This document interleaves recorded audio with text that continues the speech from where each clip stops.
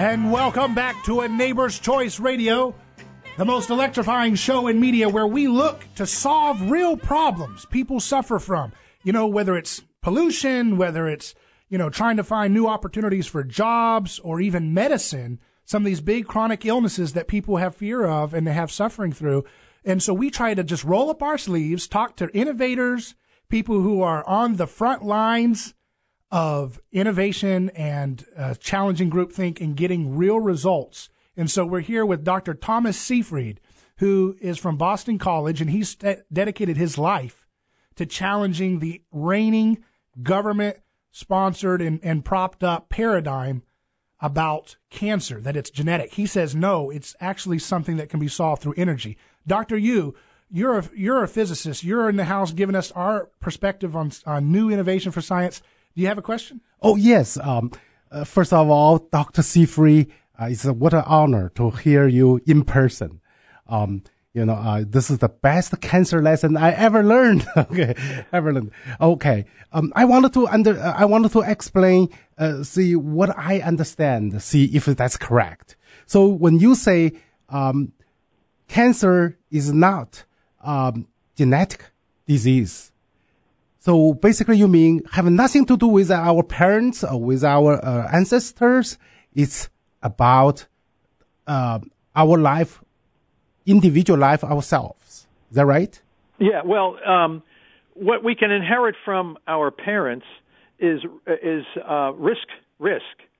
So there are some genes like the BRCA1 that you hear about with Angelina Jolie, and then you have certain other inherited genes. Now, these genes put you at risk for cancer only if the gene damages the mitochondria, like I was saying before. So, as Otto Warburg said, there are many secondary causes of cancer, but there's only one primary cause, and that's the damage to the respiration, the mitochondria in the cell. So, if you inherit a gene from your parents that puts you at a risk, that gene damages the respiration.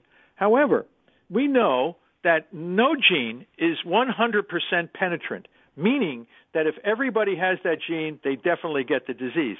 We know that BRCA1 is about 50% penetrant. That means that 50% of the people that have the mutation in that gene don't get cancer. The mutation causes cancer only if you damage the respiration. So that means the gene is not a primary cause, it's a secondary cause. The only primary cause is damage to the respiration. So if that's the case, you can institute lifestyle changes to significantly reduce the risk of getting cancer, despite the fact that you may have inherited a risk factor from your parents.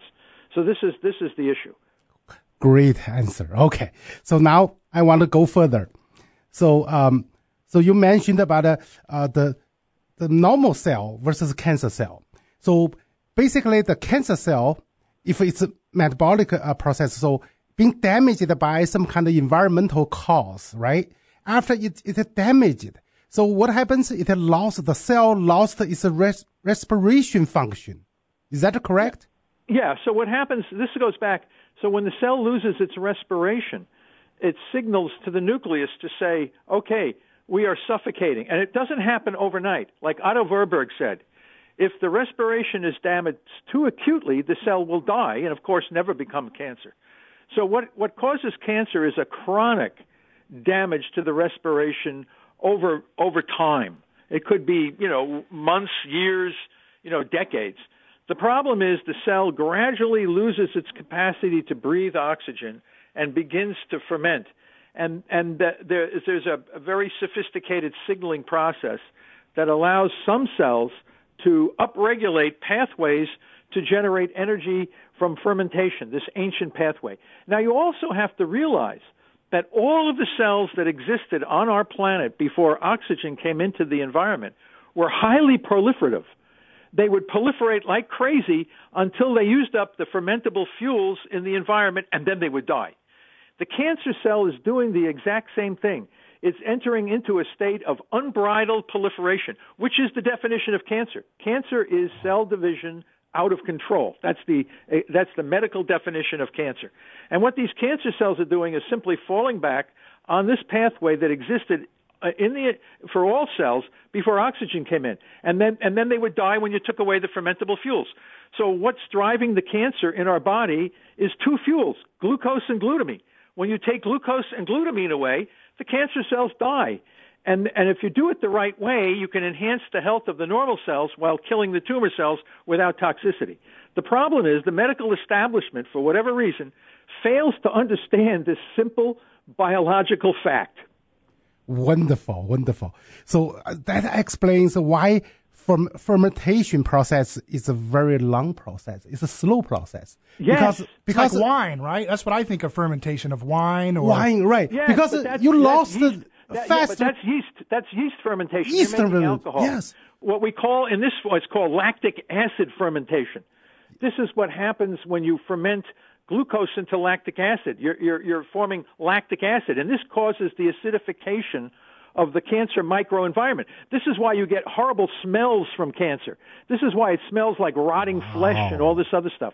This is from the fermentation metabolism. You go into the clinics and you see cancer. Some of these poor people, sometimes the smell from opening up the cavity is stifling. This is from the fermentation metabolism. So you automatically, you already know, what these cells are doing. So the problem is you just got to simply take away the fermentable fuels. This is not a complicated problem. In fact, it's so simple, it's embarrassing. But the problem is that when you think the disease is caused by gene mutations, you're not thinking about fermentation. Wow. So we're talking here with Dr. Thomas Seyfried, who is a pioneer challenging the groupthink of cancer research and finding significant results when he focuses on diet combined with glutamine inhibitors, which is a cheaper drug than what's currently used with chemo and radiation. And I am fascinated by this. Dr. You are a physicist that challenges groupthink in your field, and I see a lot of resonance with both of these ideas and how it might actually apply here. And again, we're just here to rethink these ideas. Doesn't mean we have all the final answers. Yes. We want to challenge these groupthinks and see if maybe we can get some new insights. We have a caller that is from Mount Verde, and you're a doctor. Is that correct, John? In a manner of speaking. Okay. Yeah. Go ahead with orally speaking, I should say. Okay, what's your question? My question is, this kind of makes sense to me. I can agree with it, but isn't there a certain amount of natural degradation of the mitochondria as we age also, so they lose some of their capability to breathe as we speak? Great question, John. Yes. Dr. Seyfried, what would you say to that? Yes, he's absolutely correct. In fact, we die because our mitochondria go dead. And that's the aging process, and that's one of the great phenomena. Now, here's the situation. It comes back to thermodynamics. It's the second law of thermodynamics, which is called entropy or disorder. Everyone on the planet will die. All things will die eventually because we run out of energy because of disorder, entropy. And entropy, aging is entropy. And if you keep your mitochondria healthy, all you do is delay the inevitable. You don't live forever. You're just going to delay the inevitable. This gentleman who just called is absolutely right. Mitochondria are responsible for the aging process, but if they're damaged too early, they will lead to the formation of cancer. John, any other questions? No, that makes perfect sense. Thank All you. things to entropy. Thank you. I appreciate your call. At 407-916-5400, we're speaking with Dr. Thomas Seyfried, and we're going to hold just for a second because on the next segment, we're going to get into some of the things that people can learn from Dr. Seyfried going forward. You're listening to A Neighbor's Choice Radio on News Radio WFLA. I'll see you in a second.